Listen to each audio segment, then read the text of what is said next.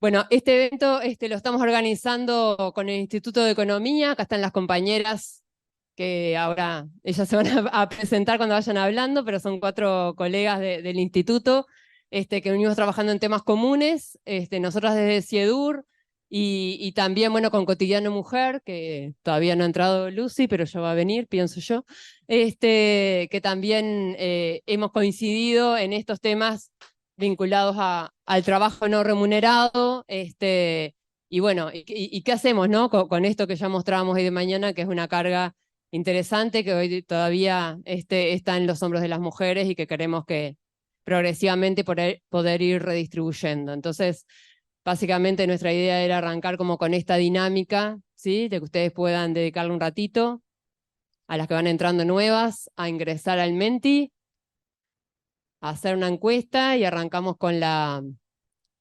actividad. Que esperamos eso, ¿no? La idea no es que hayan presentaciones, lo que van a ver básicamente son comentarios disparadores de una discusión que vamos a motivar después, y para la cual estamos esperando a la Lucy, a la Lucy.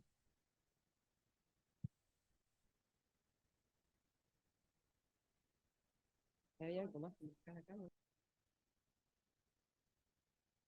Genera mucha conversación. A las compañías que están entrando, contarles que arrancamos como para trabajar con una dinámica durante la reunión. Las invitamos a ingresar acá, al Menti, colocar este código, que también lo pueden hacer a través de acá del QR, y de esa forma completar una encuesta que queremos compartir entre todas.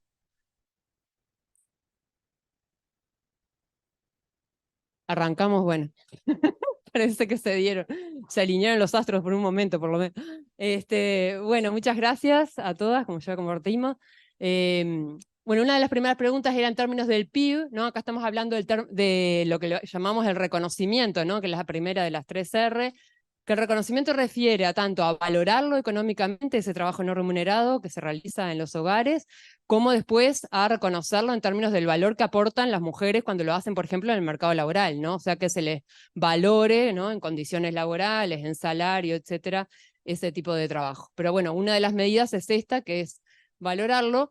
Y acá lo que les preguntábamos era cuánto creen que ese valor del trabajo no remunerado representa en términos del PIB en Uruguay, ¿no? Entonces una era lo mismo que la suma de los sectores de restaurante, hotel y construcción, que es alrededor de un 20%, lo mismo que la industria, que es un 12% del PIB, o un monto mayor que la suma de los sectores, estos que están acá. Y los resultados por ahora son 18 para allá, 9 y 4. Y bueno, ahora tenemos a Paola. Ah, tenés razón que son 3 después. Ay, yo me entusiasmé. Vamos a ver la siguiente. Ahora sí, son 3 antes de... En la pandemia, el valor del trabajo no remunerado de las mujeres aumentó en un monto equivalente a... Y acá sí, ya nos estamos viendo en un momento específico del tiempo donde todos sabemos que una carga mayor del trabajo no remunerado y el trabajo que hizo el Instituto de Economía a pedido, demanda y encarecida de Cotidiano Mujer y Lucy fue, hagamos la estimación de ese sobretrabajo que se tuvo que hacer.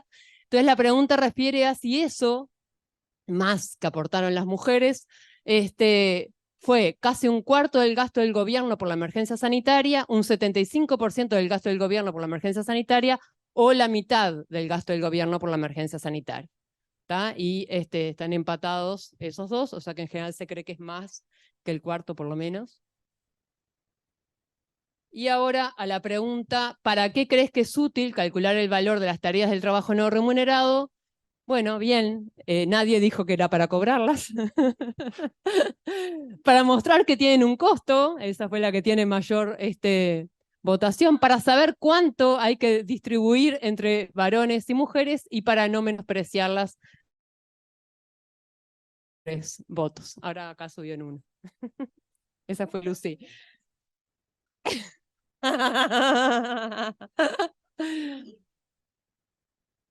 Bien, entonces ahora la idea... ya empezó a discutir Lucy, ya está en la salsa de ella. ¿Para qué? Ahí va. Vamos a... Ahora, bueno, esto era por donde va a seguir nuestra compañera. Así que Paola Azar, que bueno, aparte es encargada de la materia de Economía y Género en facultad, para todo aquel estudiante o estudiante que quiera aprender más de estos temas, ahí la tienen. Toma, Pau. No, hola, ¿se escucha? Bueno, buenas tardes, muchas gracias por estar acá. Mi nombre es Paola Azar, yo trabajo en el Instituto de Economía, junto a las muchachas que están ahora se van a presentar. Y voy a compartir con ustedes la primera parte de la presentación que tiene que ver con por qué queremos reconocer en términos monetarios este trabajo no remunerado. No me voy a extender mucho porque es simplemente para ponernos un poco a actualizarnos sobre algunos números. Nosotros sabemos que este trabajo no remunerado que sostiene la vida en sociedad y que nos sostiene como trabajadores y trabajadoras, si no se paga, no se ve, y si se paga mal, ¿no? Y sin embargo, está basado en un montón de actividades que sí generan un valor y que sí tienen un costo, y como era la primera pregunta a la que ustedes contestaron, la estimación, esta es una estimación que hizo Soledad Salvador el año pasado, si la medimos en torno más o menos al Producto Bruto de 2022, todas estas tareas de trabajo no remunerado, todas las de cuidados de dependientes, sean niños, sean dependientes por cualquier razón, las tareas domésticas, el mantenimiento del hogar, etcétera, etcétera. Bueno, todo eso implica, en términos del Producto Bruto Interno, que es la riqueza generada en el país en un año, para las mujeres, ¿sí? El trabajo ese tiene un valor, o el trabajo que realizan las mujeres se valora en términos de un 14% del Producto Bruto Interno. Cuando miramos cuánto aportan los varones, eso es un 8%, ¿sí? Todas sus tareas de trabajo no remunerado valorizadas equivalen a un 8% del producto, ¿sí? Son más o menos 14.000 millones de dólares entre los dos, y lo importante, más que estas dos cifras, es que no hay ningún sector económico de actividad que por sí solo tenga un peso tan grande, ¿sí? Por eso ahí les planteábamos que la industria, ¿no? Toda la producción de la industria valorada en términos del Producto Bruto Interno es un 12%, y toda la parte de servicios, comercio, hoteles y construcción, que son sectores muy poderosos en la economía, lo que ellos producen equivale a un 20%. Entonces este es un sector clave para movilizar recursos y para tener en cuenta a la hora de pensar las políticas. Nosotros en otro trabajo que hicimos, como decía Soledad, en el Instituto de Economía, convocados por Cotidiano Mujer, es una estimación que hicimos con Andrea Vigorito y Verónica Amarante y Jessica Schertz el año pasado. Nos preguntamos, ¿qué pasó durante la pandemia con este trabajo? Es decir, este trabajo que como decíamos hace un ratito, ¿no? Solemos pagar mal y solemos asumir como dado, durante los años de la pandemia se transformó en esencial. Bueno, entonces, ¿a cuánto ascendió? ¿Cuánto fue el cambio entre épocas normales y épocas de pandemia? Y ahí ustedes tienen que en el caso de las mujeres, de un trabajo diario no remunerado de 6,9 horas, solo en cuidado infantil, porque este es el único dato que tuvimos, o sea, acá está solo lo que destinamos a cuidado infantil. En el otro sí que está todo, ¿no? En el del pibe está todo, pero en este otro que le vamos a mostrar es solo cuidado infantil. Pasamos de 6,9 horas las mujeres a 8,1 en el año 2020, ¿no? El inicio de la pandemia, y luego bajó cuando la pandemia empezó a aflojar un poco a 7,4 horas diarias extra, ¿sí? De 6,9 a 8 y luego a 7,4.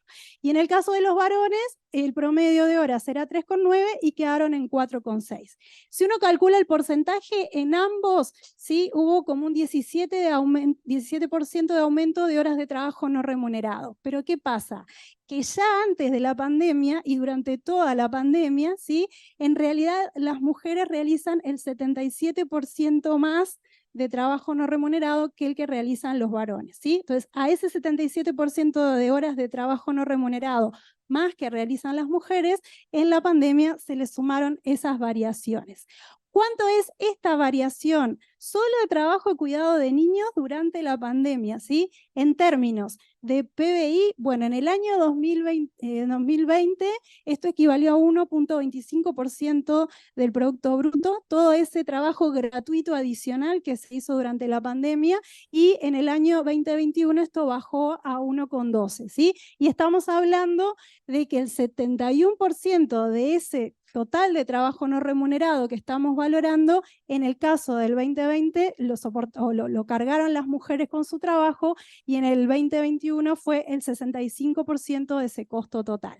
Y para ir a la segunda pregunta que les hacíamos, esa inversión, ese trabajo gratuito que se realizó desde los hogares, ¿sí?, que realizaron básicamente mujeres, en términos del esfuerzo fiscal que se hizo desde la política pública, fue casi equivalente, ¿sí? Todo el esfuerzo fiscal que se hizo con el fondo coronavirus, ¿sí?, si lo sumamos en 2020 y 2021, ¿sí?, comparado con el monto de dinero que, si lo calculamos, ¿no?, esas horas de trabajo no remunerado que aumentaron las mujeres para soportar las tareas del hogar adicionales, bueno, eso fue casi, representó un 75% del esfuerzo fiscal que realizó el gobierno, ¿sí?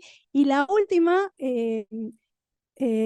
cuestión que queríamos plantearles es esta otra que va a quedar más bien para el debate, para no extenderme más, que es por qué es importante reconocer este trabajo no remunerado. Capaz que después en el debate podemos volver a las respuestas estas de si es para cobrarlo, como dice Lucy, o si es para no menospreciarlo o para distribuirlo mejor.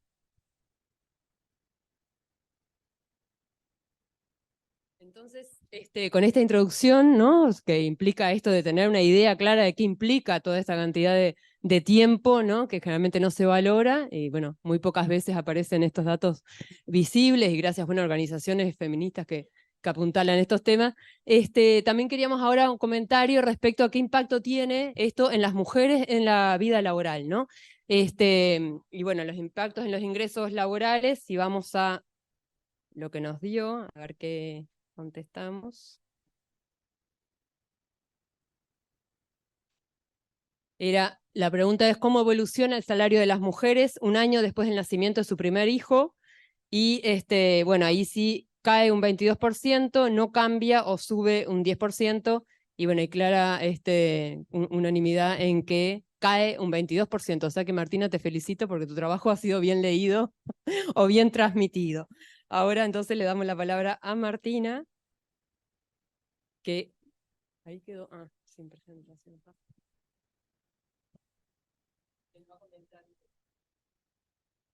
Bueno, la mía era la pregunta facilita. La facilonga del examen era la mía, no me esmeré mucho con las opciones de respuesta. Pero bueno, mi nombre es Martina y la idea un poco de lo que les quería comentar hoy es que parte de reconocer el trabajo no remunerado es esto de valorizar que decía Pago, pero también conocer y... Bueno, volvimos. Como les decía, antes de que me censuraran, la idea es, de lo que les quería contar ahora es que esto de reconocer de la importancia de valorizar, pero también reconocer en que esa desigualdad en la realización del trabajo no remunerado entre varones y mujeres tiene consecuencias en otras esferas de la vida, y en particular traje acá unos datos para compartir sobre las consecuencias que eso tiene en el mercado de trabajo, en particular en el empleo y en los ingresos laborales. Entonces, en la gráfica de la izquierda lo que vemos es la tasa de empleo de las personas menores de 50 años de edad según la cantidad de hijos o de hijas que tienen, y lo que pueden ver es que la línea continua de arriba son los varones, que tienen una tasa de empleo a estas edades de más o menos el 95%, cuando no tienen hijos, cuando tienen un hijo, cuando tienen 2 hijos o cuando tienen 3 o más hijos, o sea, con independencia de la cantidad de hijos que tienen, mientras que para las mujeres, que es la línea punteada, la tasa de empleo cae sistemáticamente. Arranca en un 80% entre las mujeres que no tienen hijos y cae sistemáticamente hasta alcanzar un 55% entre las mujeres que tienen 3 o más hijos. Es decir, tener hijos y la cantidad de hijos que una mujer tiene o que una persona tiene consecuencias en su participación activa en el mercado de trabajo, en particular en la tasa de empleo para las mujeres, pero no para los varones. Y en la parte derecha lo que vemos son las consecuencias en los ingresos laborales. Y esto en particular hay Hay evidencia tanto del empleo como de los ingresos, no solamente para Uruguay, esto es algo que sucede en todo el mundo, en países de ingresos altos, medios, bajos, países desarrollados, países en desarrollo. La evidencia es muy contundente sobre la existencia de lo que se dio en llamar una penalidad por maternidad, por decirlo de alguna manera, que es el efecto para los varones, que no se ven alterados en su comportamiento laboral. Y lo que vemos es que cuando las mujeres, un año después de haber tenido su primer hijo, el salario de las mujeres cae en un 22%, y esta caída no solamente no se recupera o no se estabiliza, sino que sigue en aumento y alcanza un 40% 10 años después del primer hijo. ¿Esto qué implica? Y bueno, es el correlato de lo que vimos en el empleo, ¿no?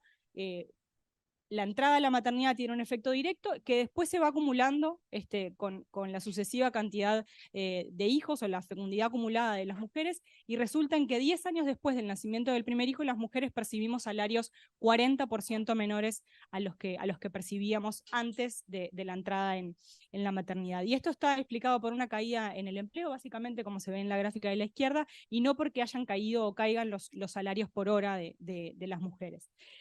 Y esto tiene un patrón socioeconómico también muy marcado, y bueno, no es novedad lo que les voy a contar, que son las mujeres de ingresos más bajos las que enfrentan las caídas más grandes en empleo y en ingresos laborales.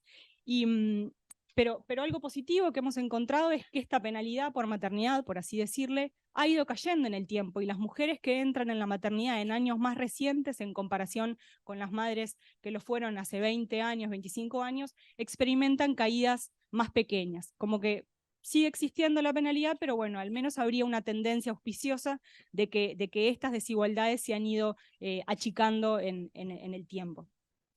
Y esto obviamente tiene un correlato con el futuro, ¿verdad? Con la probabilidad de obtener una jubilación o una pensión y de los ingresos obtenidos por esas jubilaciones y esas pensiones. Y también hay estudios de la Facultad de Ciencias Sociales del Departamento de Economía que muestran que efectivamente la maternidad tiene consecuencias a largo plazo, en particular en la probabilidad de acceder a una jubilación entre los 60 y los 70 años para las mujeres, y caídas en los ingresos también jubilatorios. Entonces, bueno, un poco eso era lo que quería dejar planteado para cerrar con este capítulo de reconocer, valorizar y también darnos cuenta de que el trabajo no remunerado tiene implicancias en otras esferas.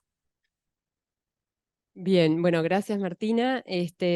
Ahora la idea es, vamos a volver al Menti, porque vamos a meternos ya en lo que es el tema reducir y redistribuir este trabajo no remunerado, y veamos cómo nos fue.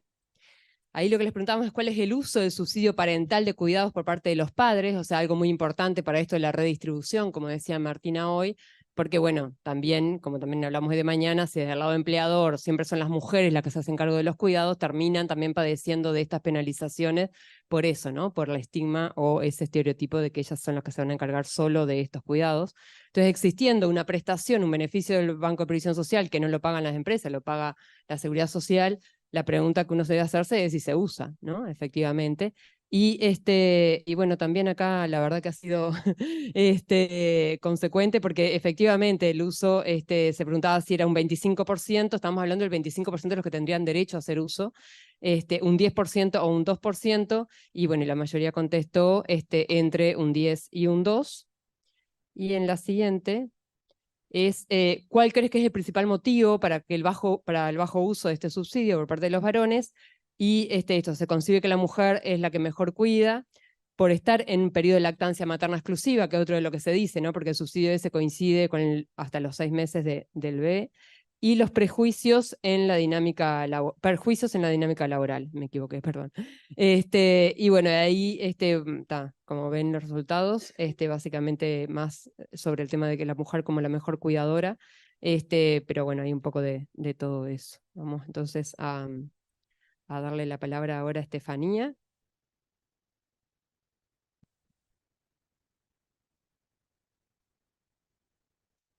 Bueno, buenas tardes. Investigadora del Instituto de Economía en los grupos de Economía Laboral y de Género, Economía y Políticas Públicas. Bueno, y como evidenciaban las intervenciones anteriores, bueno, algo que ya sabíamos, que existe una marcada diferencia por género en las tareas de cuidados, y esto tiene importantes consecuencias en el mercado laboral. Y en ese marco, las políticas para el cuidado de los recién nacidos están focalizados sobre todo en las licencias. Existen diferentes instrumentos en este sentido, todas tienen el objetivo de preservar el empleo y garantizar los ingresos, y se dividen por un lado las licencias maternales, que son de uso exclusivo de la madre. Aquí existe una larga tradición, en Uruguay desde 1980 existe la primera ley de licencia maternal, y luego la ley de 2013 la extendió llevándolo a la recomendación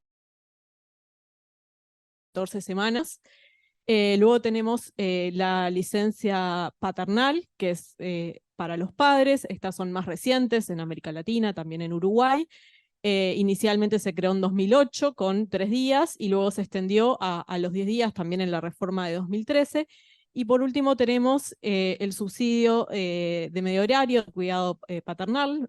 Esto está englobado dentro de un gran grupo de licencias paternales. Y bueno, y en particular el objetivo de este subsidio es reducir a el medio horario. Es de uso indistinto por parte del padre o de la madre, y empieza a correr luego de terminada la licencia maternal, luego de los 3 meses, y va hasta los 6 meses del recién nacido. Y bueno, lo que quería, no me voy a extender, digamos, en el funcionamiento del sistema de licencias. Lo que queríamos plantear acá un poco es algunos nudos, problemas que identificamos en el actual régimen de licencias para cuidado de recién nacidos, y ponerlos, digamos, sobre la mesa para la discusión. Entonces, en este sentido, un primer nudo tiene que ver justamente con la corresponsabilidad de género. El objetivo de este subsidio por cuidados parentales era, digamos, buscar redistribuir entre los cuidados entre padres y madres, pero si vamos a quienes realmente han hecho uso de este subsidio, vemos que menos del 2% de los padres que tienen derecho a utilizarlo hacen uso de ese subsidio, y más del 98% de quienes usan este cuidado de medio horario son madres, son mujeres, ¿sí? Entonces, una de las preguntas que podemos hacer es, bueno, ¿por qué esto es así? Si es un problema de roles de género, si es un problema de diseños. En este sentido, hay una investigación que se llevó adelante por el equipo de Sociología de Facultad de Ciencias Sociales que buscó relevar justamente cuáles son los motivos. Y bueno, y los motivos se encuentran, digamos, entre los 3 que estábamos planteando en la encuesta del Menti. En el caso de las mujeres, digamos, su bajo uso, que en realidad acá vemos que son el 98%, pero en realidad hay como un 30% general de quienes podrían hacer uso que no lo usan, están vinculados a los perjuicios en el mercado laboral, pero para los hombres están vinculados a los roles de género, el hecho de percibir de que la mujer es mejor cuidadora que el padre, y por otro lado a el hecho de que coincide con el periodo recomendado de lactancia materna exclusiva, ¿sí? Entonces, bueno, este es el primer nudo que identificamos, es el tema de la corresponsabilidad de género que no está promoviendo el actual régimen. Y el segundo punto tiene que ver justamente con la condición de empleo y formalidad de padres y madres. Al igual que lo que sucede en los países avanzados, los regímenes de licencia por cuidado de recién nacidos están fuertemente vinculados a la seguridad social. El problema es que justamente en nuestros países latinoamericanos no todos los padres y madres tienen empleos formales ni están vinculados al mercado laboral. Entonces, bueno, acá traemos algunas estadísticas. Vemos que entre los padres y madres de niños de 0 años, o sea, recién nacidos, esto es en base a la encuesta de hogares, un 12% de esos niños que nacen en hogares donde ninguno de los 2 padres trabaja, un 16% nacen en hogares donde ambos padres son informales, o sea, la madre y el padre tienen trabajos informales, y el 35% nace en hogares donde alguno de los 2, ya sea el padre o la madre, tiene un trabajo informal. Esto nos da, digamos, como resultado que un 63%, si lo sumamos estos porcentajes, de niños y niñas que nacen en hogares donde de alguna forma tienen limitado su acceso al sistema de licencias para el cuidado de recién nacidos. Y en el último tenemos que un 37% de los niños nace en hogares donde ambos padres son informales, que son los que tendrían, digamos, pleno acceso a tanto licencias maternales, paternales, como el subsidio de medio horario. Entonces, digamos, un resultado fuerte en este sentido es que si sumamos a aquellos niños que nacen en hogares donde ninguno de los dos padres trabaja o donde ambos son informales, tenemos un 28%, que son algo así como 9.300 recién nacidos, que no tiene acceso al sistema de licencias para el cuidado de recién nacidos. O sea, ni la madre ni el padre tiene acceso a este sistema. Entonces lo que vemos es que el sistema de licencias para cuidado de recién nacidos está lejos, digamos, de ser un derecho universal, y, digamos, esto es un problema. Y por otro lado, este otro que planteábamos de que está fuertemente concentrado en las madres, digamos, no ha logrado ese objetivo de la corresponsabilidad. Entonces, digamos, una reflexión que nos plantean estos datos es que digamos, la forma de solucionar algunos de estos nudos que identificamos en el sistema de licencias para cuidado recién nacido, nos permitirían, por un lado, avanzar en la corresponsabilidad de género, permitir redistribuir este trabajo no remunerado de cuidados, y por otro lado también reducir algunas de las penalidades en el mercado laboral que mencionaba Martina. Entonces ahí la discusión, digamos, que la planteo un poco como también para motivar después las intervenciones, es bueno, si esto es un problema de roles de género, digamos, de quienes cuidan, o cómo se conciben los cuidadores, o si hay también un tema de diseño de políticas, y las políticas pueden ayudar a cambiar estos roles o estas percepciones sobre los cuidadores. Y en efecto lo que nos muestran digamos, los sistemas que se han diseñado para otros países es que sistemas de licencias que tengan, por ejemplo, cuotas exclusivas para padres, o que busquen incentivar el uso de los padres de alguna forma, efectivamente cambian, digamos, las formas en que se distribuyen las tareas de cuidado. Y para el sistema uruguayo en concreto, algunos de los puntos que identificamos en nuestra investigación fue, por un lado, levantar posibilidades, digamos, para promover esta mayor corresponsabilidad, son como, por ejemplo, levantar algunas de las restricciones que se plantean en el sistema, por ejemplo, que el uso tenga que ser alternado entre la madre y el padre y no puedan superponerse los dos a la vez. Esto permitiría, por ejemplo, que entre medio horario y medio horario ambos padres pudieran hacerse cargo, digamos, de las tareas de cuidado sin tener que recurrir a una tercera persona en esos primeros 6 meses.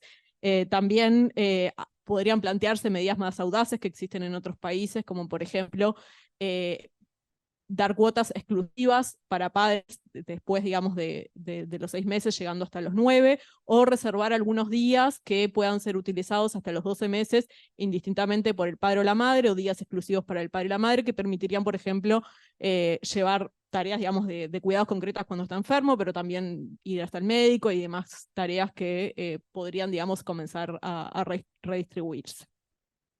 Y bueno, por ahí. Bien. Sí, no, ahora la idea es que Cecilia Parada, porque estuvimos hablando mucho de la infancia, y Ceci nos va a traer como más también en, esto que tiene que ver con el cuidado a lo largo de la vida, ¿no? El ciclo de vida. Así ya hacemos como un cierre para ir al batacazo acá con el tema de las políticas que deberíamos reclamar. Gracias, Sole. Bueno, mi nombre es Cecilia, yo trabajo también con las compañeras en Facultad de Economía, en el Instituto de Economía.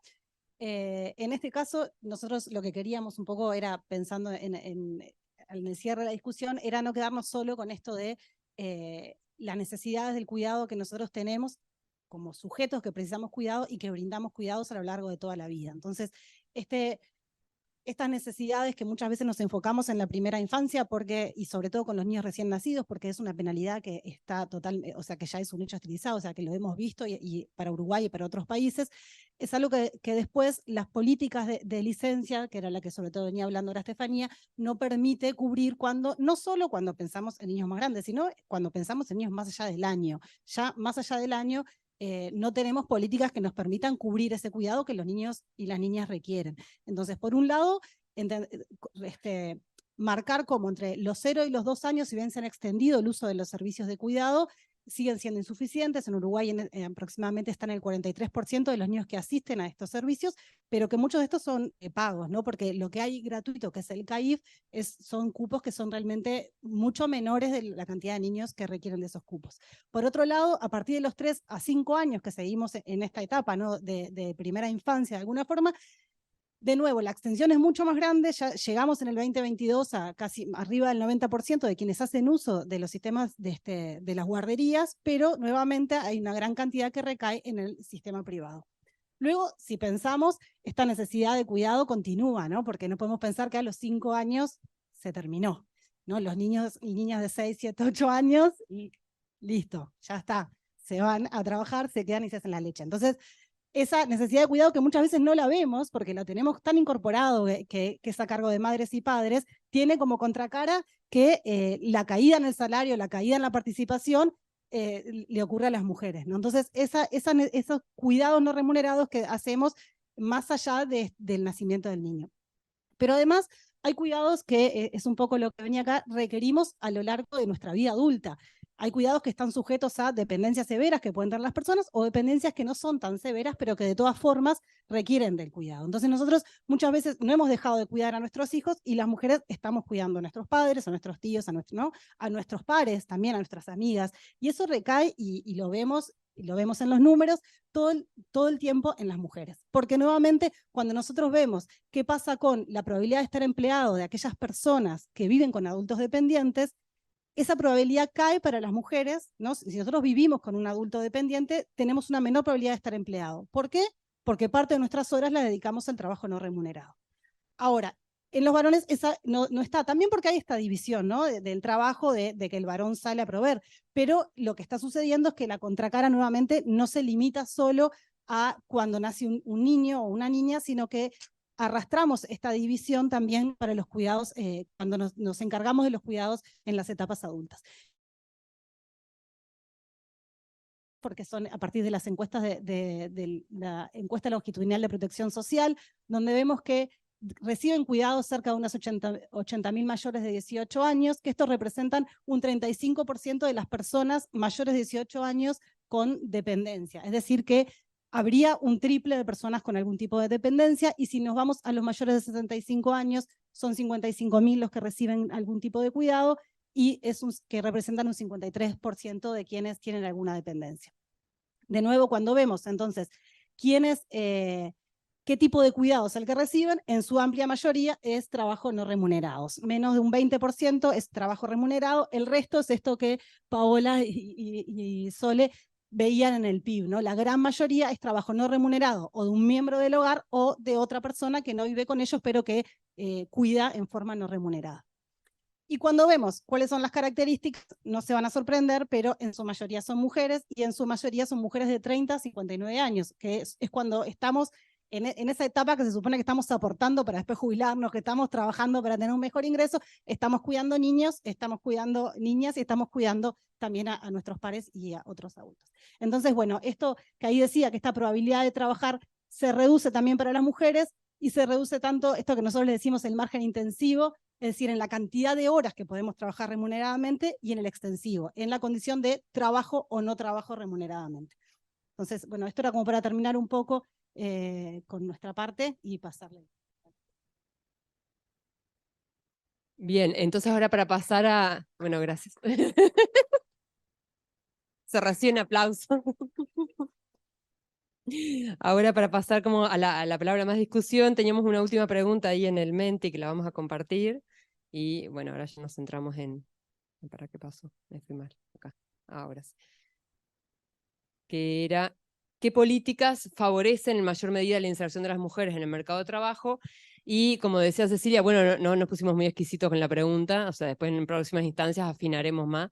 Acá era simplemente tener idea, bueno, ¿cuántos creen, ¿no?, que esto se resuelve con licencias extensas, ¿no?, para el cuidado de recién nacidos? Porque eso es algo de lo que está sobre el tapete, ¿no? Bueno, démosles más licencia a las madres y que sigan cuidando. O dejarlo librado de los arreglos familiares. Y la otra opción era, bueno, construir sistemas de cuidado para la infancia y para adultos dependientes, ¿no?, que es la que ahí más se marca con fuerza. Entonces, bueno, para ser coherente con este resultado de esta encuesta, ahora nos atrevemos a pedirle a Lucy que es quien ha motivado todo esto de medir y saber cuánto costó y ver cómo lo vamos a reclamar, a que nos ayude con su vehemencia para pensar políticas y su experiencia también, porque ya tiene años peleando con estos temas y otros muchos más. A ver, bueno, ¿cómo podemos pensar para dónde queremos ir? Si queremos que algo de esto esté en la declaración que se va a alargar el jueves, si queremos que esto esté en los programas de gobierno y podamos seguir teniendo reuniones motivadoras como estas para poder afinar más la puntería, como decíamos recién. Así que gracias, Lucy. Gracias. Hola, yo estuve en una parte de un taller antes y en el último minuto conté algo de lo que se trata, así que si las que ya lo escucharon, disculpen. Pero quiero aclarar antes que nada que pese a lo que dijo Soledad, yo 2 más 2 es lo único que sé. Yo de matemáticas, nada. De cálculo, nada. Ahora, no me gusta que me joroben, por no decir otra cosa. Entonces, les contaba que estaba en una reunión de la CEPAL donde todo el mundo hablaba de la deuda de la democracia con las mujeres y dale de la deuda con la democracia con las mujeres y sí, todo era una frase linda que creo que hasta yo mismo alguna vez cuando era joven usé. Pero, ¿cuánto es la deuda con las mujeres? Porque si uno no le pone el número, la pregunta no existe, sigue siendo retórica, ¿verdad? Entonces me vine muy embalada primero a convencer a mis amigas de Cotidiano Mujer y después a convencer a la del Instituto de Economía y a mi derecha y a otras que estaban por allá. A decirles, bueno, ¿la podríamos calcular, la deuda? ¿Estás loca? Digo, no estoy loca. Pensemos acortemos el tiempo en una franja, a ver. Y ellas que sí saben, hicieron un cálculo. Y este cálculo que más o menos en unas diapositivas anteriores Paola comentó, es increíble. Porque lo que nunca dijo es que eso equivale a 2.000 millones de dólares. Hablaron de porcentajes. Las economistas hablan de porcentaje, de PBI, de toda esa cosa, pero la gente tiene que ponerle el número. ¿Cuánto es en plata? En plata, esos 2 años, siendo muy conservadoras, porque eligieron indicadores conservadores, además, para que nadie nos dijera que las feministas siempre locas están pidiendo lo imposible. No. De la manera más conservadora equivale a 2.000 millones de dólares por los 2 años de pandemia. Nada más. No estamos hablando de la deuda estructural que lleva siglos, ¿no? Entonces, saber ese número es importante porque ¿qué queremos hacer con eso, muchachas? Si es verdad que la democracia tiene una deuda con las mujeres, ¿por qué no la paga? ¿Y cómo se puede seguir llamando democracia así nomás? Cuando hay una desigualdad tan grande. Todas las personas que estamos acá somos cuidadoras, todas, a cualquier edad. Solo que en alguna edad somos más explotadas que en otras. Solo que algunas son más explotadas que otras, en tales o cuales territorios, con tales o cuales características, pero explotadas todas. Acá no se salva a nadie. Ahora, mi pregunta es, si cuando llega la pandemia, ¿no? La industria hotelera que se está quedando sin trabajo, los arroceros que el arroz no sé qué por la lluvia, los ganaderos porque el dólar está no sé cuánto, los lecheros porque en Venezuela todavía no les pagaron no sé qué, y todo el presidente, todos los políticos, les es tan fácil hablar de cómo ayudamos en esos sectores, ¿no? De a cuánto equivale en la economía eso, cómo vamos a hacer para poner incentivos, para hacer, ¿cómo se llama esto? Cuando te sacan unos impuestos, bueno, no sé, exención de no sé qué, y todos preocupados, las cámaras de comercio, las cámaras industriales, el Poder Ejecutivo, las comisiones del Legislativo, preocupados, ¿cómo vamos a hacer para paliar esa situación, para apoyar a esa gente? A ninguno se le ocurrió cómo vamos a hacer para pagarle a las mujeres los 2.000 millones de dólares que les debemos. A ninguno. ¿Ah? No hacemos lobby y no hacemos ocupaciones, y no hacemos huelga. No decimos no hacemos más nada hasta que esto lo arreglen. No nos vamos al Palacio Legislativo y no nos vamos del Palacio Legislativo hasta que se comprometan. No pedimos una entrevista con el presidente para decirle, querido, 2.000 millones. Y con todos los candidatos, todos de todos los partidos, lo mismo. Los 2.000 millones, ¿cuándo los van a pagar? ¿Cómo?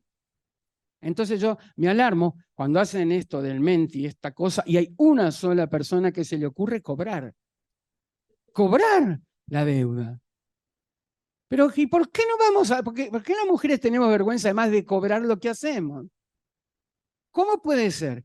Cuando ahí también las propias encuestas dicen que todo el 98% está de acuerdo en que las mujeres somos mejores cuidadoras. ¿Y cómo no vamos a hacer? Si hace 5.000 años que estamos practicando. ¿No? Sería ridículo que no fuéramos las mejores cuidadoras.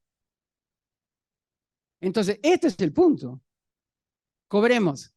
No se trata de que a cada una nos manden un cheque. Te tocaron $200 por los 2 años de pandemia. ¿Qué haríamos? Nada. Pero ¿qué pasa si todo ese dinero, si esos 2.000 millones, tenemos un compromiso público? ¿Ah? Y decimos, y público, un compromiso que no quiere decir vamos a pagar, no, quiere decir vamos a pagar 500 este primer año, 500 el segundo, el tercer año vamos a hacer el cuarto, así, y así se nos van a ir los 2.000 millones de dólares. Pero en algo que nosotras, primero, no solo es un reconocimiento a lo que las mujeres hicieron en el país, ¿no?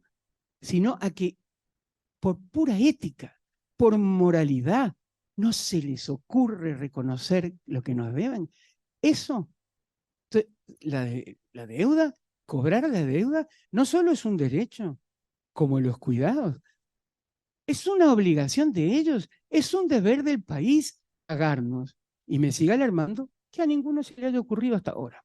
Entonces yo pienso que a las mujeres se nos debería ocurrir, a las organizaciones de todo tipo, de todo pelo, de todo el país, se nos debería ocurrir una manera de organizarnos y movilizarnos para cobrar los 2.000 millones. Esa es la propuesta. Entonces nos juntamos con otras compañeras, con otras organizaciones, y estamos queriendo armar algo entre todas, ¿ah? Donde el trabajo de investigación que hicieron en el Instituto de Economía sea el puntapié inicial, conocerlo, saber de qué se trata, por qué nos lo... Usted, le voy a contar un disparate. ¿Se acuerdan de ese impuesto COVID, no? Bueno, resulta que el impuesto COVID también fueron más las mujeres que los hombres las que lo pagaron. ¿Dónde se vio?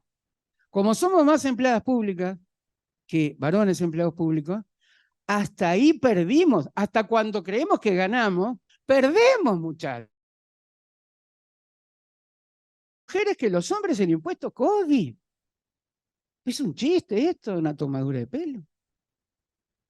Bueno, hagamos algo. Entonces nos organizamos y nos llamamos acreedoras. Todas somos acreedoras. ¿Ah? Todas queremos cobrar. Y todas queremos un sistema de salud como corresponde. Con financiamiento. No con 100 millones que no sirven para nada, no alcanzan para nada, para sostener la estructura nada más. Necesitamos lo que se había comprometido Tabaré en su segundo gobierno, que eran, casualmente, 500 millones de dólares. Que tuvo que achicarlo, ¿no? Para luego, ¿se acuerdan que hubo que hacer un corte para otras cosas? No, a nadie le importó tampoco. Nosotros protestamos, pero igual, lo cortaron. El Frente Amplio también cortó. Me parece que estamos en el momento de ampliar la democracia, de profundizarla, de dejarse hablar de lo democráticos que somos cuando no somos capaces de reconocer la desigualdad y ponerle una solución. No será la única, pero esta es muy importante, me parece. Gracias. Bueno.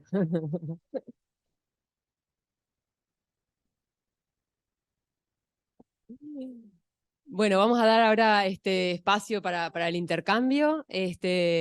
Hago un poco de todo acá y somos varias, así que tendríamos que ordenarnos.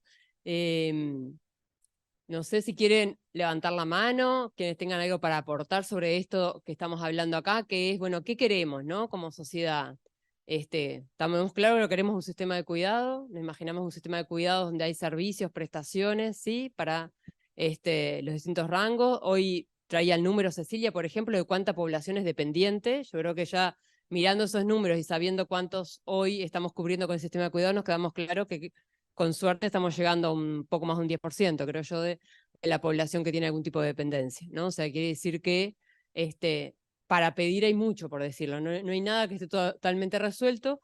Lo único que creo que sí es diferenciador es esto otro que también comentaban Estefanía, etcétera, que tiene que ver con lo que ya existe y no se usa. Y ahí el PIT-CNT, por ejemplo, acá veo varios compañeros del PIT-CNT, también tiene un rol para jugar en la interna, ¿no? Con los compañeros de la central y los que no están en la central hoy. O sea, bueno, ¿qué hacemos con esto? Tenemos un derecho y no lo usamos. ¿Por qué?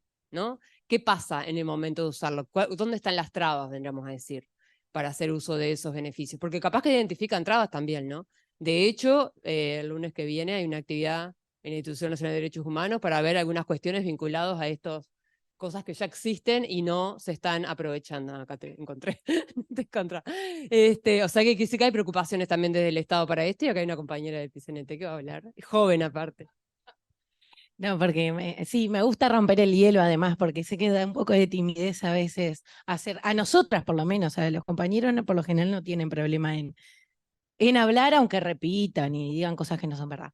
No, yo me quiero quedar con algunas cuestiones, porque creo que el tema de los cuidados es una cuestión fundamental, que es un debe a nivel social, pero es un debe, y lo hago la responsabilidad también en la organización que integro, ¿no? Sé que ahora, hoy en día hay muchas compañeras que vienen trabajando en estos temas, pero siempre han sido temas bastante relegados, que no se le da mucha bola. Entonces, de hecho, siempre ponemos el ejemplo de la negociación colectiva, por ejemplo, y las cláusulas de cuidado aparecen y dejan de ser el decorado de la torta cuando hay más compañeras en las mesas de negociación colectiva. Cuando estamos ahí es cuando logramos incidir. Pero me quería quedar porque el Sistema Nacional de Cuidados ha sido un logro que hemos celebrado, pero no puedo dejar de mencionar, y como compañera de FUESIS, a lo que son las asistentes personales, ¿no? Porque no puede haber un sistema, o sea, realmente no es un sistema digno cuando precariza el trabajo de las compañeras. Ya de por sí las compañeras que se dedican a las tareas de cuidados históricamente han sido relegadas, menospreciadas. Yo siempre pongo el ejemplo, ¿no? En los talleres que damos. Los compañeros de la construcción y las compañeras que cuidan de repente a adultos y adultas mayores o personas con enfermedades, se rompen la espalda de la misma manera. Sin embargo, los salarios y las condiciones de trabajo, nadie piensa en una faja para una compañera que levanta a una persona en un hospital, ¿no? Y ahí hay ejemplos en miles de las desigualdades que se generan. Entonces, realmente creo que es un tema que transversaliza a todo, ¿no? Tema de división sexual de trabajo, brechas laborales, desigualdades estructurales históricas. Pero creo que si realmente queremos pensar en un sistema nacional de cuidados, tenemos que pensar en que sea una política de Estado que no precarice. Porque a veces para tapar el ojo se termina generando mayor precarización, ¿no? Y lo vemos todo el tiempo en un montón de políticas sociales. Entonces, yo las defiendo y realmente siempre voy a estar defendiendo eso. Ahora, no pueden ser a cualquier costo. Tiene que haber un ejemplo en ese sentido y que sea siempre con trabajo digno, de calidad, no con compañeras que no tienen acceso muchas veces al día del PAP, o, ¿no? Como por decir algo básico, o no tienen acceso a la negociación colectiva, y puedo poner muchos ejemplos. No me quiero extender, pero sí me parece que es importante pensar el tema de los cuidados transversalizado en la clase trabajadora, y por eso mismo tenemos que pensar en que esto sea fomentar y dignificar los cuidados y a las personas que cuidan, y no que sea una máquina de generar mayor precarización laboral, contratos chatarra, o seguir hundiendo a compañeras que ya vienen de contextos de extrema vulnerabilidad, que son las cuidadoras, básicamente. Somos eso. Y lo otro que me quería quedar, porque lo hablamos con las compañeras acá, que es un ejercicio que hicimos y que hacemos 2x3, que tiene que ver a qué edad empezamos a trabajar las mujeres, ¿no?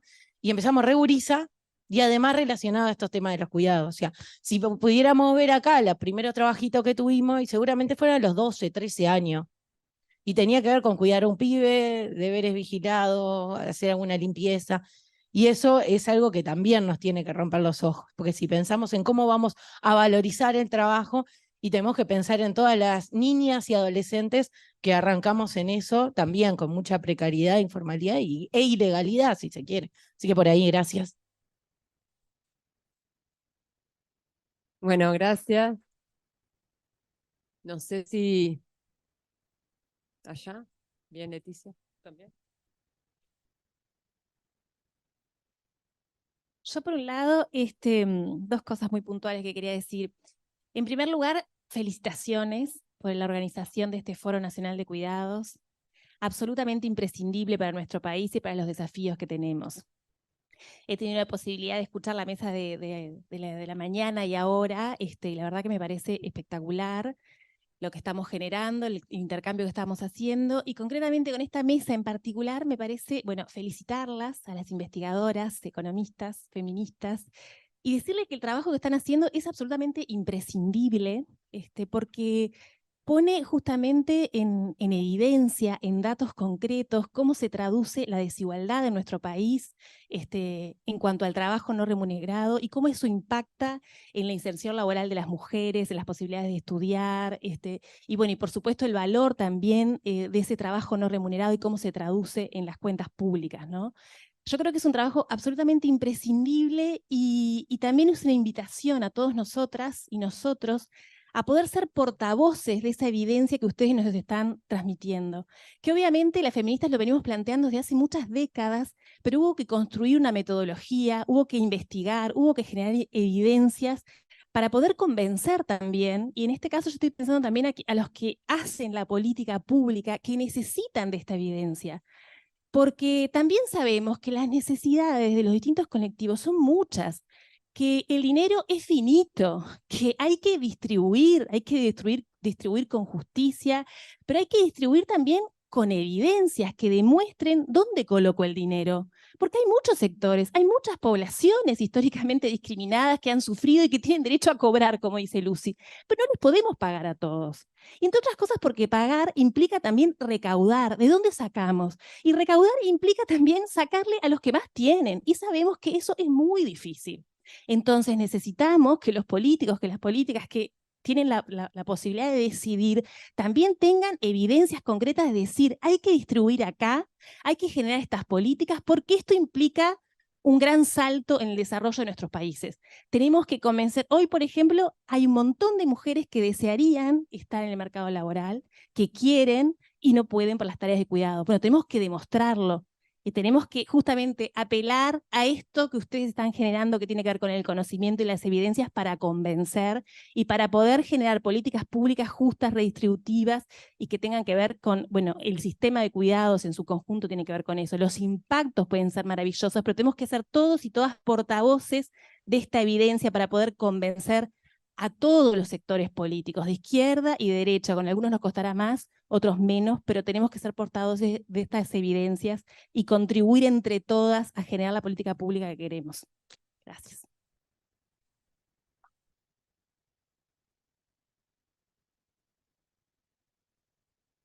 Gracias, Leticia. Es importante sí, eso de transmitir. Y bueno, acá tengo varias manos. Ana Laura del... Sí, no, yo quería hacer un comentario respecto al subsidio de cuidados parentales, al porcentaje del subsidio de cuidados parentales, que ustedes comentaban que era un 1,7% en los varones. Eso, desde mi experiencia como abogada de los trabajadores, creo que no es solamente un tema de cambio cultural, creo que no de cambio cultural de los trabajadores, sino también de los empresarios y de las cámaras. En mi caso, siempre cuento este caso, capaz que alguna ya lo escuchó. Nosotros hice un juicio hace unos años de un trabajador que usó la licencia, usó el medio horario de cuidados, él en vez de su compañera, lo despidieron. A los 2 días, a la semana de que pidió el subsidio, lo despidieron. Bueno, en primera instancia perdimos, nosotros reclamamos un despido abusivo, en primera instancia perdimos, y en segunda instancia el Tribunal de Apelaciones nos dio lugar al despido abusivo.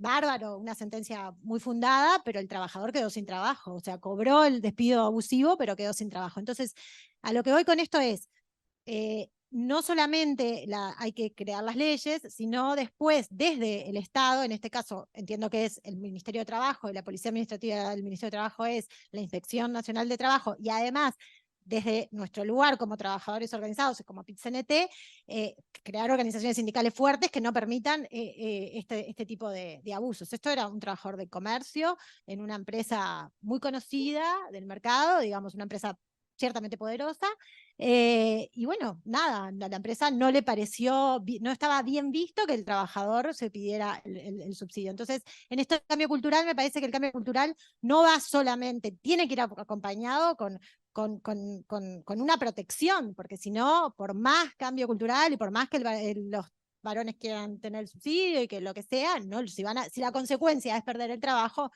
seguramente no lo opten. Eso era un comentario nomás. Porque ese tema ya ha salido y esto siempre del fuero bueno, que existe el fuero maternal pero no paternal y es ahí. ¿Cuál quiere? Un poco para seguir lo mismo que vos estás hablando. Son años luz, ¿no? Pero yo trabajaba en el Sembois en tuberculosis y mis 3 embarazos fueron de la Comisión Honoraria de la lucha contra la tuberculosis. Mis 3 primeros embarazos. Cuando yo iba a pedir la licencia de maternidad, me dijeron, no se da porque sos contratada. ¿Cómo? ¿Con quién tengo que hablar? Digo, el tema del empoderamiento, de la universalidad de todo esto. ¿Con quién tengo que hablar? Fui a hablar con el abogado de ahí, llamó al de personal y dijo, ¿quién le dijo a esta señora que no tiene? Todas las que habían estado contratadas por años no habían tenido licencia de maternidad, ¿no? Cuando era una cosa del año 42, yo qué sé cuánto hacía de eso. Bueno, y la otra cosa bien concreta es que yo me tomé la licencia de maternidad y yo hacía una cuestión de bacteriología específica. Cuando volví, el lugar estaba ocupado. Empecé a hacer cosas más sencillas. El segundo embarazo más sencillas, el tercer embarazo no me echaron de casualidad. ¿Por qué? No era necesario, ya estaba, ya se había.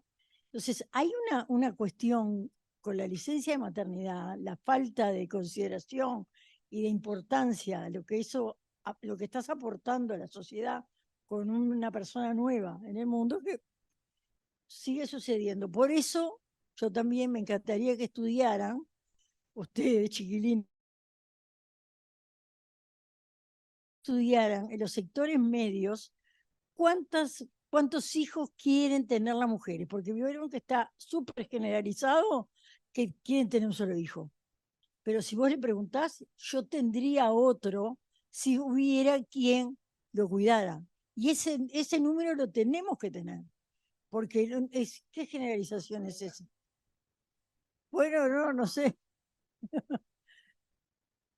Es un aporte nacional en ese sentido, ¿no?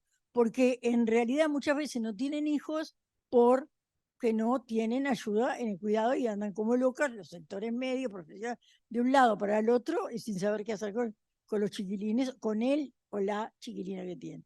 Es por ahí un poco reforzando lo que la compañía dice. Bueno, buenas tardes. Bueno, muchas gracias por la organización del foro y felicitaciones, y muchas gracias por también hacer alusión al trabajo que vamos a estar presentando el lunes 29. Mi nombre es Rosana Medina, trabajo en la Unidad Especializada de Género de la Institución Nacional de Derechos Humanos. Tratando de reflexionar un poco sobre los aspectos que traían, me parece que aunque se ha dicho de distintas maneras, otro elemento de gran tensión es la necesidad de tener este acuerdo social de que el cuidado y el cuidado de los recién nacidos no puede recaer únicamente en las familias. Me parece que eso sigue siendo un elemento de tensión en el que no existe un acuerdo lo suficientemente fuerte para reafirmar esta idea de que la corresponsabilidad también es social. Y tomando un poco lo que planteaba hoy Valentina, con la necesidad de las reformas de las licencias, pero no en forma de parche, y de la mano de tener un sistema nacional de cuidado, a mí me preocupa especialmente la diapo que tenía la cantidad de niños recién nacidos en hogares que no están incluidos en el sistema, y cómo pensamos siempre estas prestaciones de licencias o de legislación pensando en una prestación retributiva. Tal vez otra forma también de que nos paguen la deuda que Lucy plantea está en no pensar estas licencias únicamente para cuando los dos trabajan en forma formal, sino poder incluir otras situaciones y abarcar un poco más aunque no vamos a llegar al 100%, un poco más los hogares en lo que tiene que ver en las prestaciones de licencia. Después estará también el componente de los servicios, que como planteaban, la etapa de 0 a 3 años es mucho menos cubierta, y hay una preferencia social a que el cuidado quede en las familias y no en el mercado. Entonces, eso me preocupa. Y un poco con lo que traía la compañera, nada, pensar que cuando pensamos en que las reformas de licencias tengan que ser integral, creo que los 4 componentes que nos propone OIT sobre duración, sobre el monto de quién paga la prestación y a cargo de qué porcentaje y a cargo de quién, a quiénes abarca, porque también está abarcar a la actividad privada, a la actividad pública, que la actividad pública hasta la última rendición de cuentas tenía centrada la reducción del horario en la lactancia principalmente. Ahora hay una reforma legislativa que habría que ver también cómo evoluciona, pero que se puede considerar un hito, y la protección como el cuarto pilar de eso tiene que ser un elemento, capaz que no solo para pensar esto del fuero del trabajador, sino también para reformular si la protección hacia las mujeres, considerando que al año se disminuye el salario en un 22%, si el tiempo de protección del fuero de las trabajadoras embarazadas es suficiente. Tal vez deberíamos de pensar en poder extenderlo, ¿no? Me estoy refiriendo al despido de la trabajadora embarazada.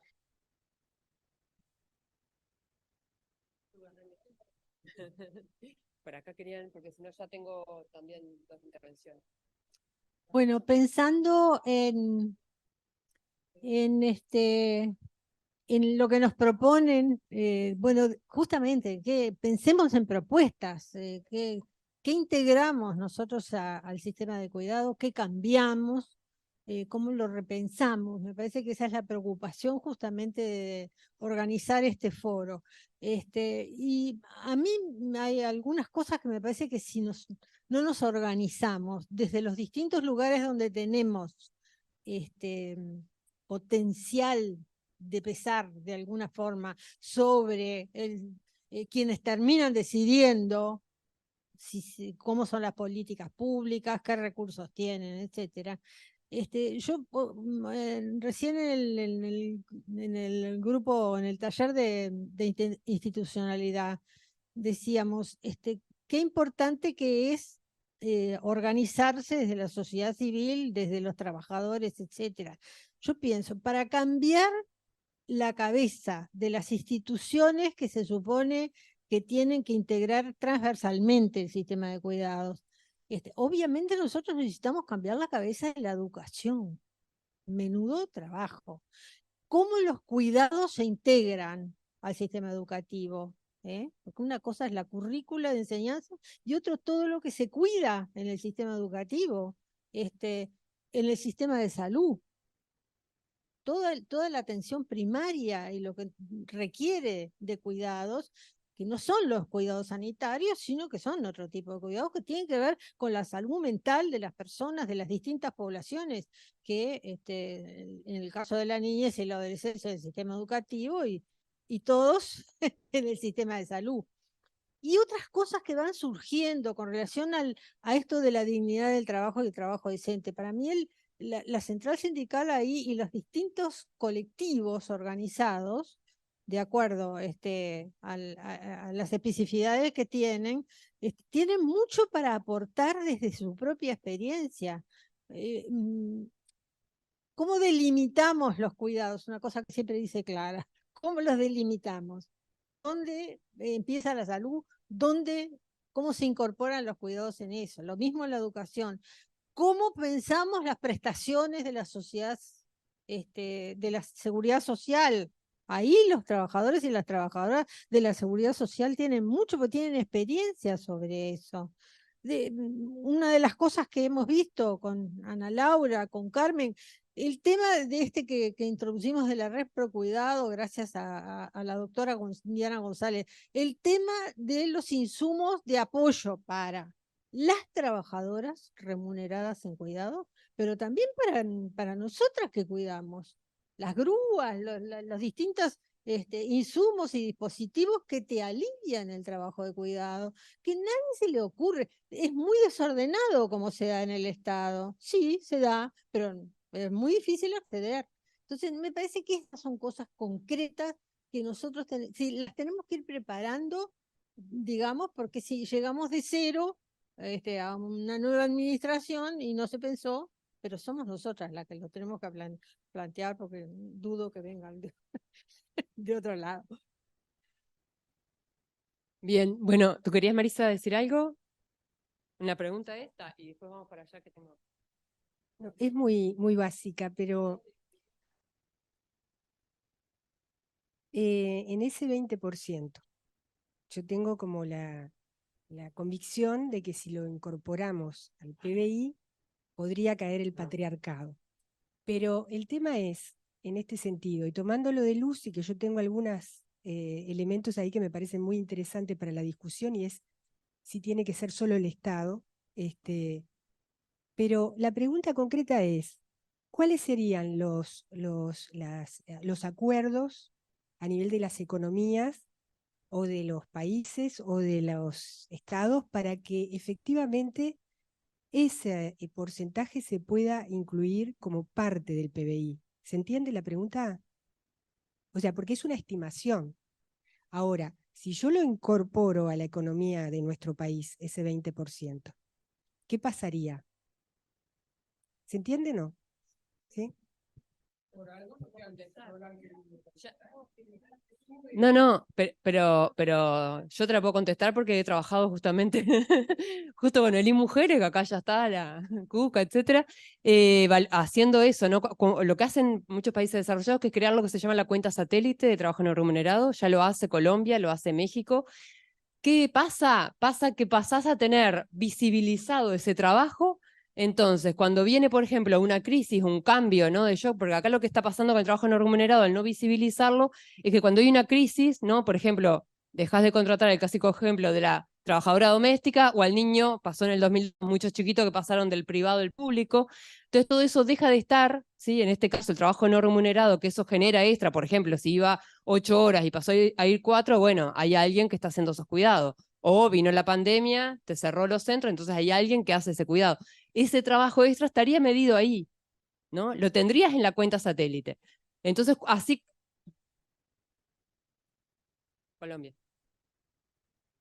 Ah, no cambia la realidad. Es que lo medís para tenerlo reconocido, que es esa primera R. No resuelve la reducción y la redistribución. Solo reconoce. Reconoce... Ah.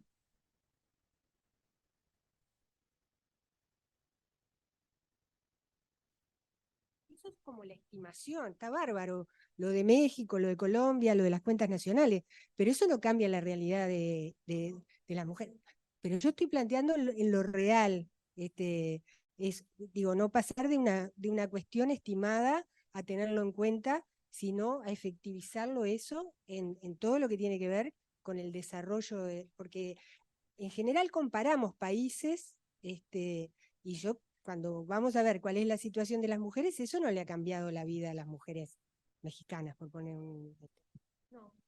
Empezaron a desarrollar un sistema de cuidado. Ahí la diferencia está en eso, en que es ver como un costo, ¿no? La inversión en el sistema de cuidados, tenés también el costo de no hacer la inversión en cuidado. O sea, es simplemente tenerlo ahí en la cuenta y poderlo considerar, pero la vida, por tenerlo ahí, no está cambiando. Sí. Buenas tardes para todas, para todos y para todes. En primer lugar, saludar este módulo, porque cuando hablamos de trabajo no remunerado como tal, no nos parece menor la cantidad de gente, el intercambio y el debate, que está muy bueno para lo que podamos generar después. Y yo voy a hablar específicamente de esto, ¿no? Trabajo no remunerado y qué significa para nosotras. Está bárbaro que hablemos de las corresponsabilidades familiar, que hablemos de la corresponsabilidad del Estado, y que hablemos también, que también hay que hablarlo de la corresponsabilidad del mercado. Pero claramente, con lo que nos trae Lucy, yo me siento una acreedora. Con lo que trae Lucy, me siento una acreedora. Porque las mujeres hemos sido utilizadas históricamente por el patriarcado y por el mercado.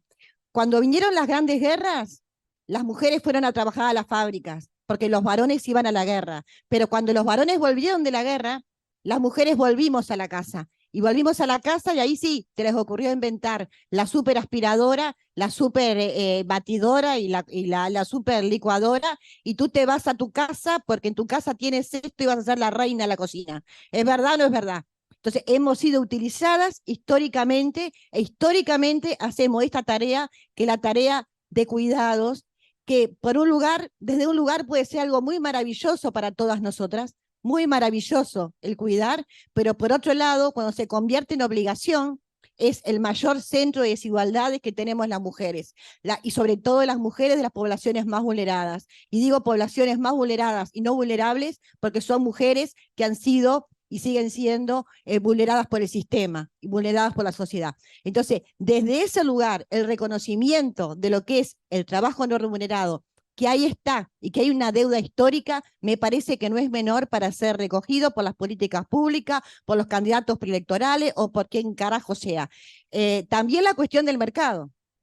También la cuestión del mercado. Y ahí también capaz que tenemos hasta un debe en la negociación colectiva nosotras las sindicalistas.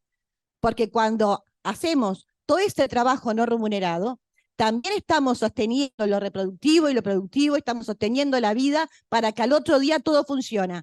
Si no hiciéramos nada, no funcionaba nada. Si nosotras no hiciéramos nada, tendríamos cientos de compañeros que van a trabajar sin su vianda, porque quisiera verlos si van con la ropa limpia y con la vianda encima, porque no lo van a hacer, porque les va a costar el doble o el triple. Entonces, me parece que esa deuda histórica tiene que verse reflejada en nuestras demandas, y desde ahí, desde ese monto, que seguramente si hacemos toda la cuenta, y serían millones, de millones, de millones, bueno, ¿cuántos recursos precisamos para políticas de educación? ¿Cuántos recursos necesitamos para prevenir? ¿Cuántos recursos para terminar con un flagelo que es el femicidio, que es la violencia basada en género hacia las mujeres? Que hoy hasta la ley que tenemos, que es formidable, nos quieren recortar. Entonces, a mí me parece que yo saludo el módulo, pero sobre todo voy a saludar cuando termine el foro y salgamos con algunos ítems, con algunas propuestas, como decía Margarita, que marquen el rumbo, que vaya hacia lo electoral y que se genere desde la voluntad política, si es que tienen ganas de tener voluntad política y si no hay que impulsarla para que la tengan igual, algunos puntos que sean concretos, que por lo menos vayan en un rumbo a terminar con esto que hace a la desigualdad. Y creo que de ahí un poquito se van a poder cambiar las cosas. Pero, ¿qué más se necesita? Se necesita, por eso la importancia del foro, ¿no? Se necesita también que todas nuestras voluntades vayan hacia el mismo lugar. Por eso pienso que hoy es un foro, mañana será un encuentro, pasado será otra cosa, pero lo más importante es eso. ¿Cómo generamos esos consensos entre todas nosotras para seguir reivindicando esto, que no es más ni nada menos que transformar la sociedad? Por ahí. Bueno, buenas tardes, soy Carlos Saulé, no te voy a corregir, no te preocupes. Soy Carlos Saulé del PIT-CNT y trabajamos además con cooperativas y emprendimientos de la economía social y solidaria. A ver, en esto tratando de retomar el trabajo no remunerado y los planteos que hacía tanto Lucy como Margarita de las estrategias de reconocimiento, la reducción, la redistribución, a mí me parece que hay, bueno, que digamos que de alguna manera el PIT-CNT tenga una comisión de cuidados, que la Secretaría de Género esté presente acá. Bueno, es una forma de trabajar el tema hacia el movimiento de los trabajadores organizados y me parece que es importante.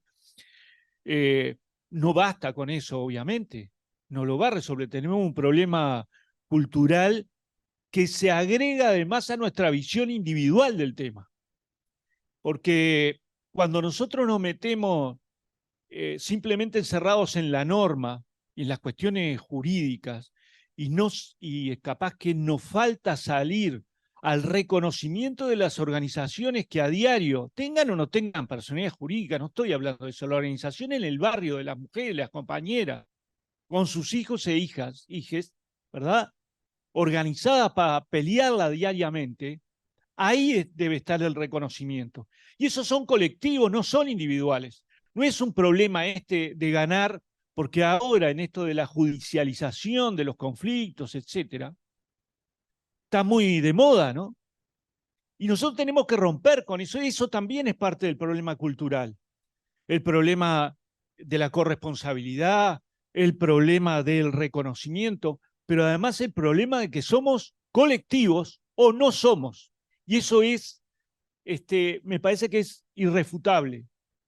Nosotros necesitamos organizaciones colectivas, no necesitamos organizarnos individualmente, para eso ya estamos.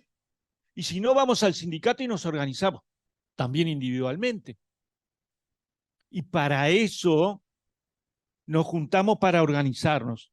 Y me parece que esa cuestión es importante a la hora de reflexionar con los compañeros varones también sobre el tema de no solo de la normativa, sino la necesidad que tenemos diariamente, el tema de los cuidados, que es básico para el desarrollo y no solo para la transformación, sino para la reproducción. Cuando en el PICNT se habla de desarrollo productivo, hay que tener para poder discutir y ampliar que lo productivo es reproductivo, y si no, no es. Y eso cuesta hacerlo entender, no es fácil. Bienvenida la discusión y el aprendizaje que hago en este tipo en este evento en particular, en este foro. Para cerrar entonces, a mí me parece fundamental que lo veamos desde una perspectiva colectiva y no solo de una perspectiva individual, que a veces también es necesario. Voy a terminar con una anécdota, porque para el movimiento sindical, esto de las condiciones de trabajo, a veces se puede confundir entre las condiciones de trabajo, los problemas de salud laboral y el problema del desgaste que a diario hacen las compañeras por la doble, triple, etcétera, multiplicidad de tareas en la diaria, lo decía ahora Flor. Pero entonces, hay compañeros, el otro día me reunía con una decena de compañeros de Riogás despedidos que querían armar un colectivo, etcétera, una cooperativa. No había uno que pudiera volver a cargar una garrafa. Lo que digo es, está bien, no es comparable ni estamos tratando de medirnos. Sí tenemos que saber de que cuando en el movimiento sindical o cuando la normativa y toda la cuestión de la negociación colectiva tiene determinados límites, determinadas cuestiones que van hacia eso, a la negociación colectiva, lucha de clase, ¿verdad? Capital y trabajo. Los cuidados están por encima, rompen con eso, deberían romper. Como el trabajo debería romper, como el ambiente, como los temas ambientales deberían romper con esas cuestiones que a veces nos encierran, porque los cuidados van más allá de las 8 horas, van más allá del diario desarrollo y van justamente a la reproducción de la vida. Y esta cuestión que es fundamental y que es de raíz, me parece que es necesario hablarla todos los días con nuestros compañeros y compañeras para tener una visión además colectiva del problema y no solamente individual. Gracias.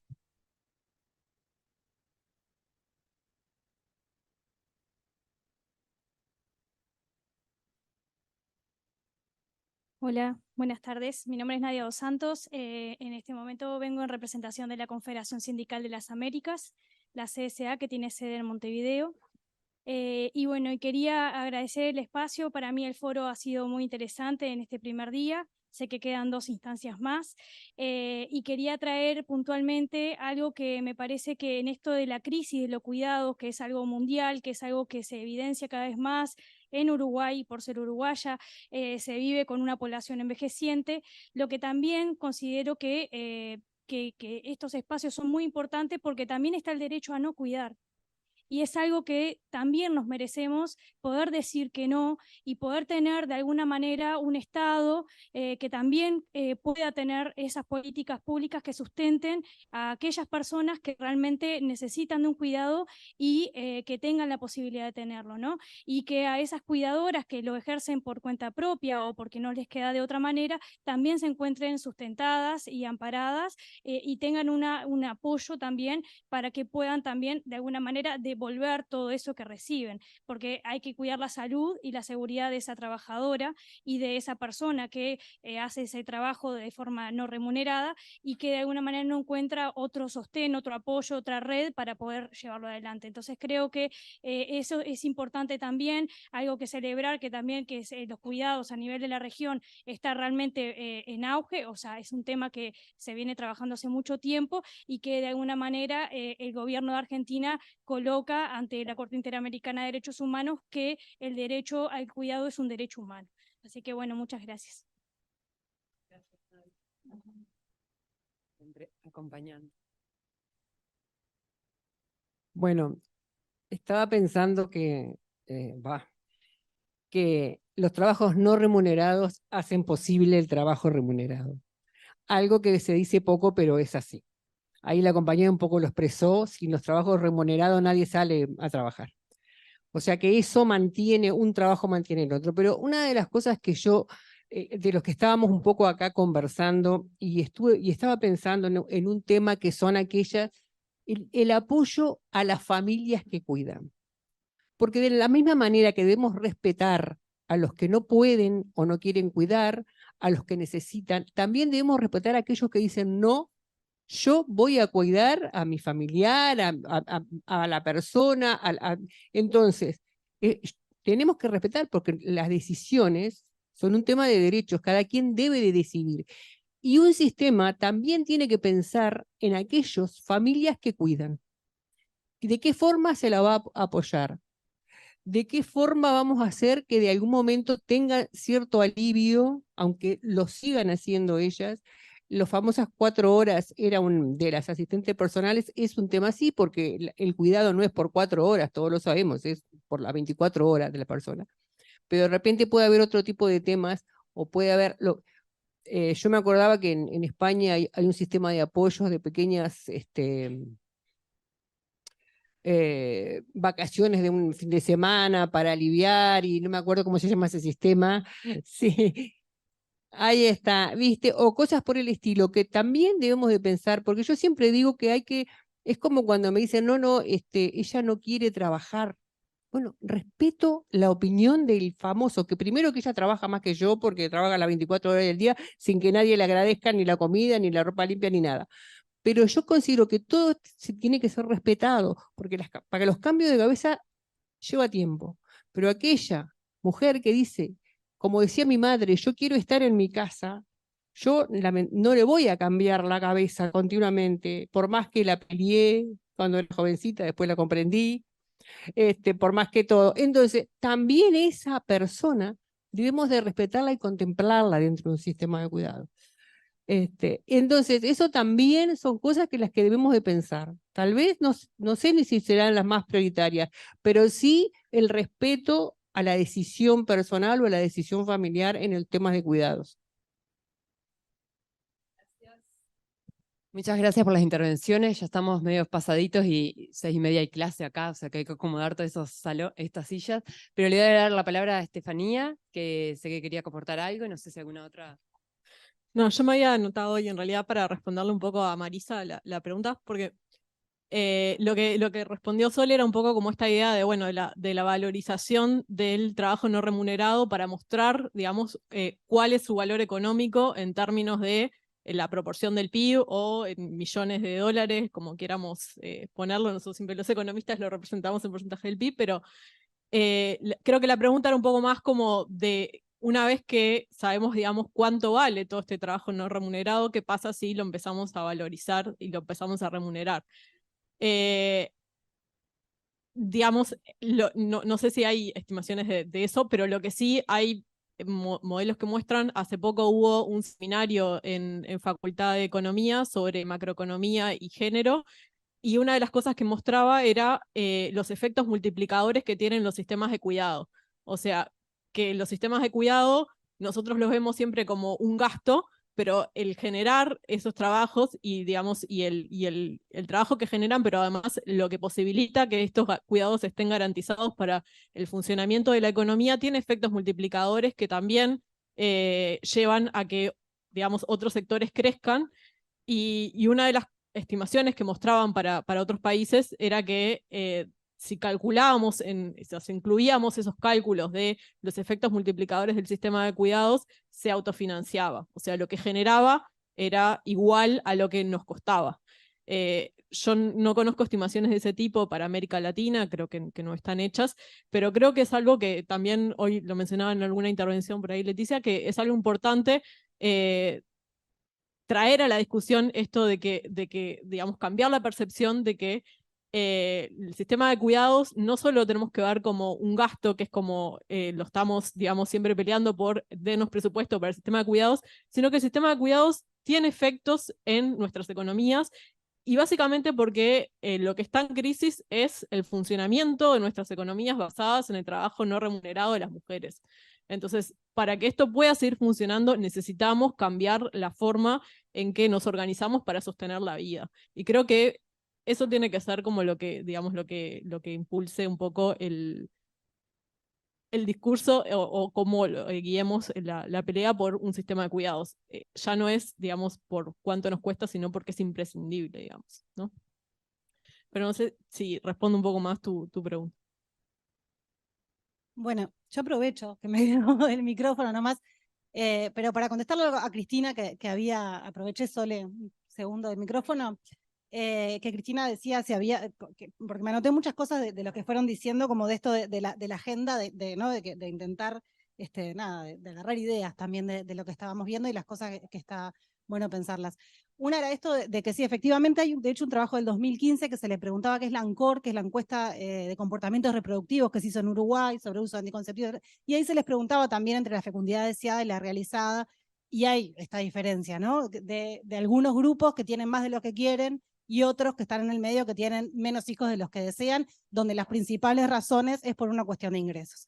Entonces también en Uruguay está bueno pensar eso, sobre todo hoy, que además han caído los nacimientos muchísimo desde el 2016 por cuestiones varias que todavía los demógrafos no han dilucidado en concreto bien cuánto es por cuánto.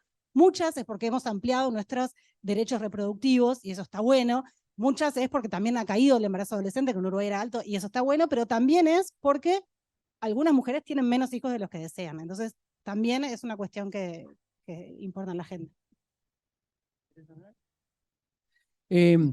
Para terminar, Marisa, no te preocupes. Cuando ellos quieren conseguir plata para darle a los ganaderos, consiguen. A los arroceros, consiguen.